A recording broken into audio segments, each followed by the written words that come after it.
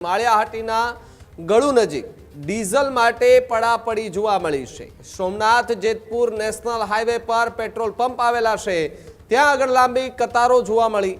Diesel મેળવવા લોકો દિવસ રાત લાઇનમાં ઊભા રહેવા માટે મજબૂર બન્યા છે। હાઈવે પર વાહનોની 1 કિલોમીટર કરતા લાંબી લાઈનો જોવા મળી। ડીઝલ અછતની એ વાતને લઈને ખેડૂતો સાથે નાના વેપારીઓ પણ સંકટમાં મુકાયા છે। છકડા રિક્ષા ચાલકોમાં પણ ઈંધણને લઈને ભારે ચિંતા વ્યાપી છે। નાના વાહન ચાલકો અને જે ફેરિયા વેપારીઓ છે તે પણ પરેશાન થયા છે। ત્યારે મર્યાદિત ડીઝલ પુરવઠાના કારણે અવ્યવસ્થા સર્જાય છે। ડીઝલ માટે કલાકો સુધી રાહ જોવી પડે તેવી સ્થિતિનું નિર્માણ થયું છે। ત્યારે નાના ધંધાર્થીઓને ધંધો બંધ કરવાનો વારો આવે તેવી ભીતિ પણ સેવાઈ રહી છે। ખેતી અને રોજગારી બંને પર ઈંધણ સંકટની અસર સેવાઈ રહી છે। ત્યારે હાઈવે પર ભારે ભીડથી વાહન વ્યવહાર પ્રભાવિત થયો છે। હજુ સુધી તમે અમારી ચેનલને સબસ્ક્રાઇબ નથી કરી તો અત્યારે જ ન્યૂઝરૂમ ગુજરાતને સબસ્ક્રાઇબ કરો, ફેસબુક અને ઇન્સ્ટાગ્રામ પર ફોલો કરો।